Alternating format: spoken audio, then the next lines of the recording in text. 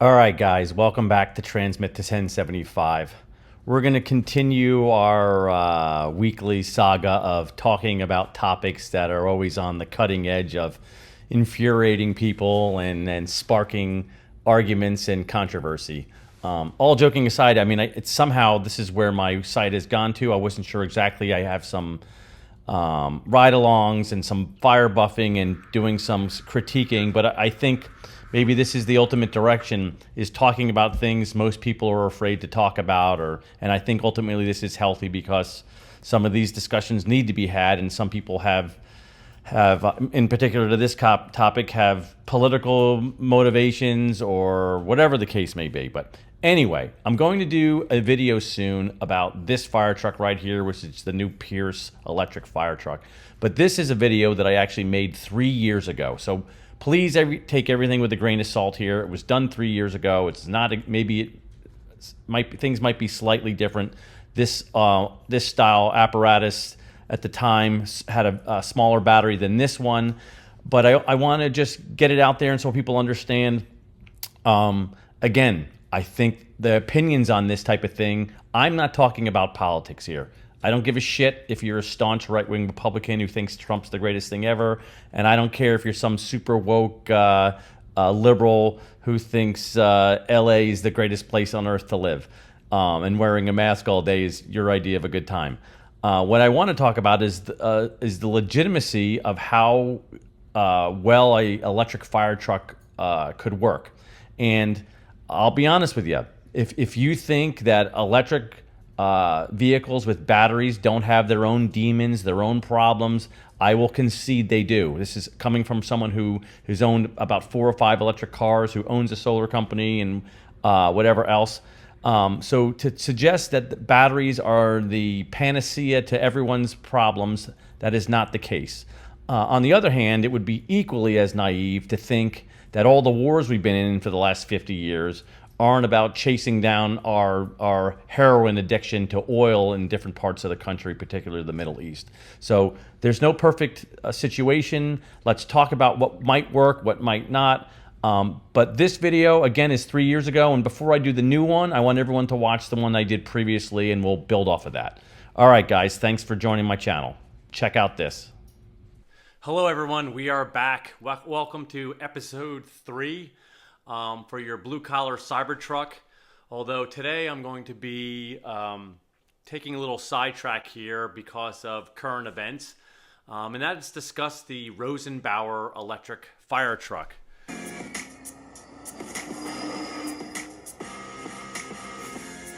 I figured this was so much in my wheelhouse that I would sort of break away from Cybertruck for just a moment and go into the details of why I think, look, we're in really, really early on something like this, but I wanted to just give an explanation as to why this is the way we should be moving towards for even fire trucks.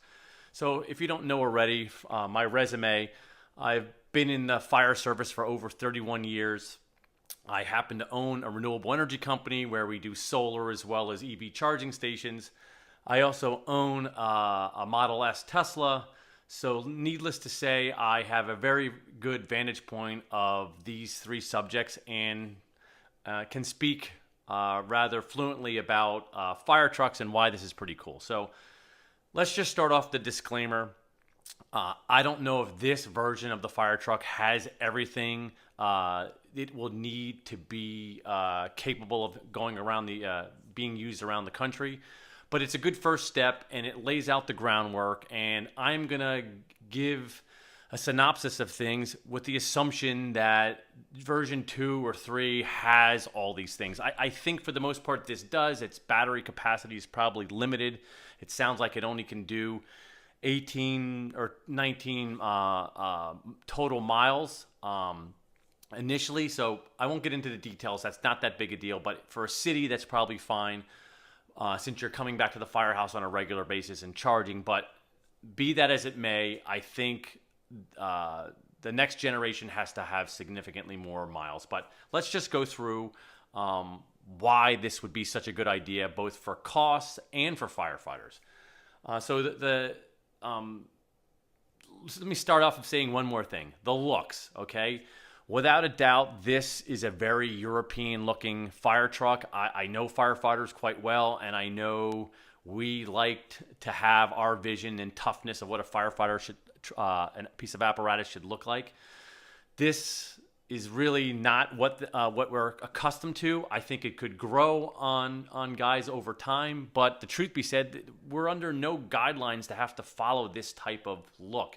Having rounded edges, I'm sure, help with its aerodynamics and efficiency, but the truth be said, it's a big square box that's going through the air. I think if you wanted to make it look like American looking fire truck, you could easily do that. So I concede, no one has to put comments in the bottom. It's very Euro looking and not traditional US firefighting. So, okay.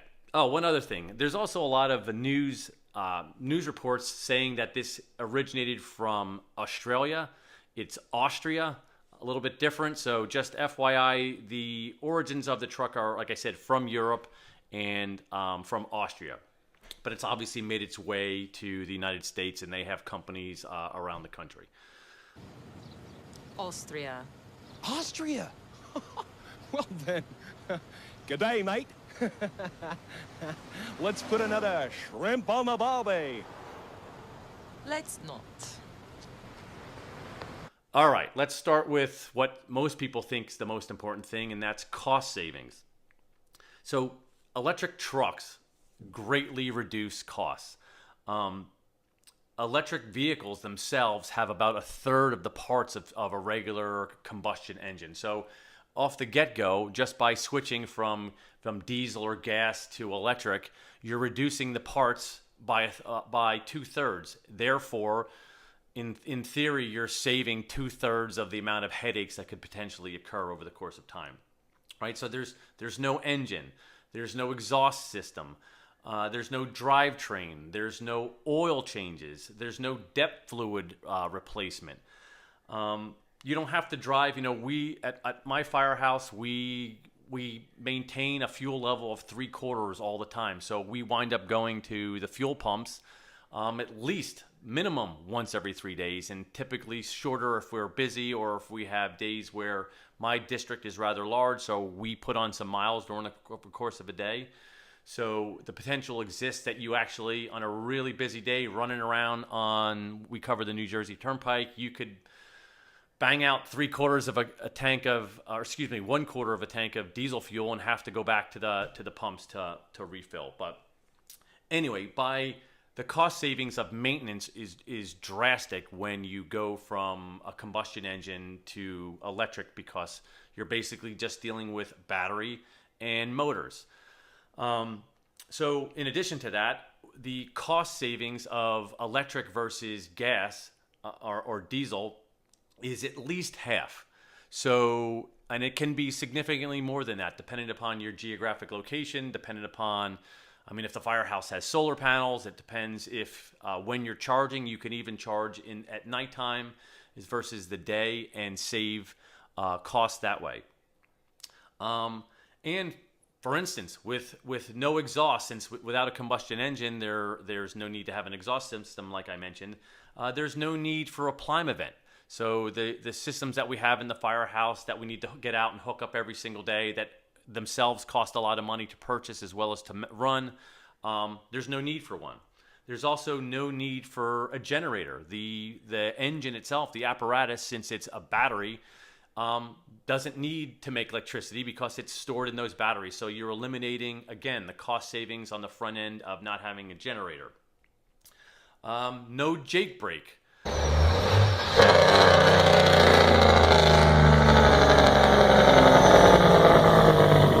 Now this sounds sort of funny, but you know, many fire trucks have what's called a Jake brake, slows down the apparatus when you take your foot off the gas.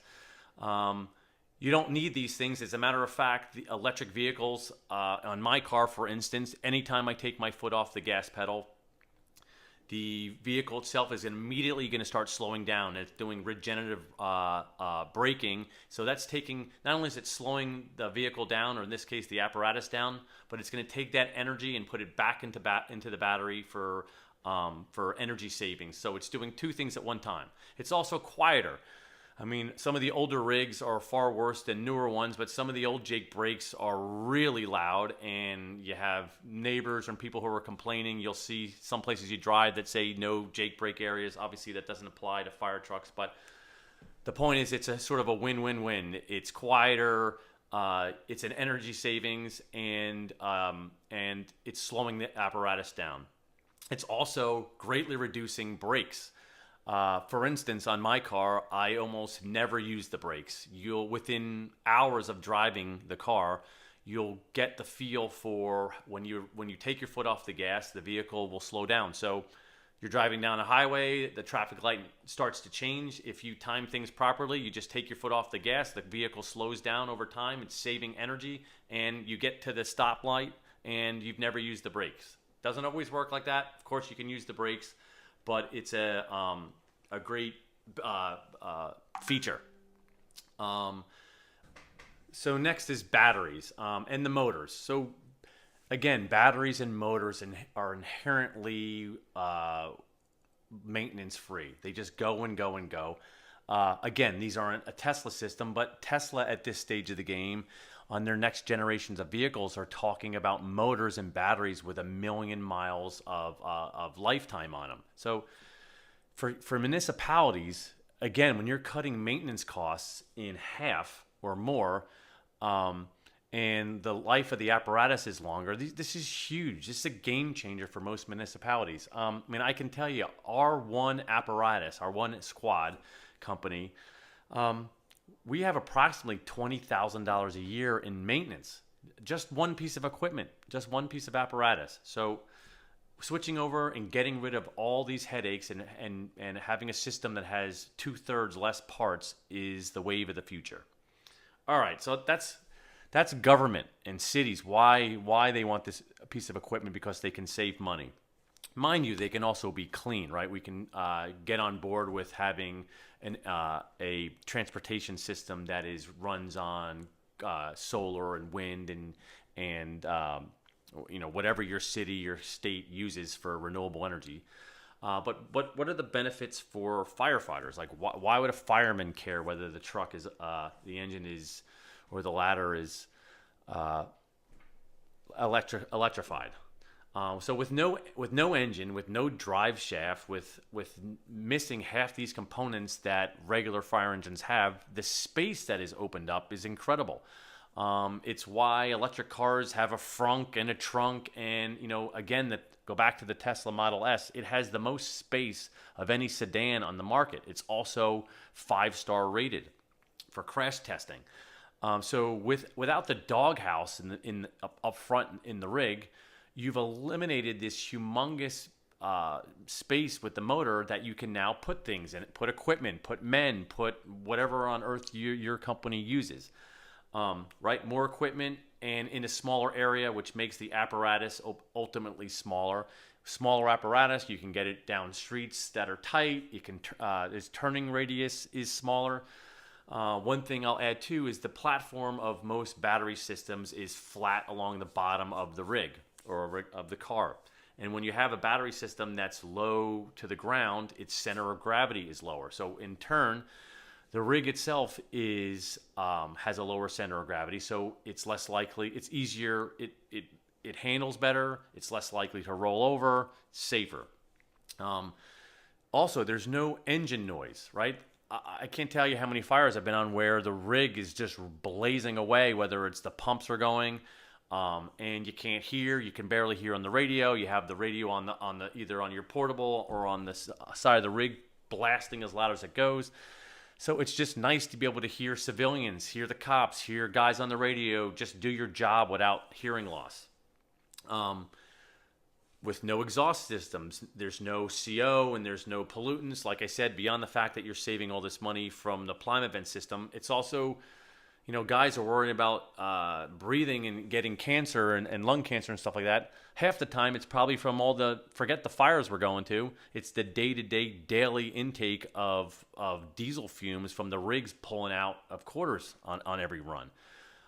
So that's gone. It's eliminated. There's no pollutants and there's no CO. Ease of charging. So as I mentioned, we have to fuel the rig up 1 to 3 times every a day, not every day, one day or up to 3 days apart from each other. You pull into the firehouse now, you're already plugging the rig in most cases with 110. You can just plug the rig in with the charging and you're done. So you're continuously topping off the rig's battery. But most importantly, there's no more runs to the fuel pumps. It's less miles driven just for the sake of driving places. It's also better for the guys. They don't have to leave the firehouse for no reason other than to fill. Also reduces daily rig checks. A tenth of our day nowadays is just filling in, checking boxes in the morning for everything under the sun for the apparatus, and checking the oil and checking all these things. With eliminating fossil fuels, every time you eliminate a fossil fuel, whether that be for the saws or for the rig, it's just less things to worry about, less time managing things, and less things that can go wrong. Safety. So because of like I said, because of the doghouse no longer being there, the engine, you're not surrounded the engine in the cab.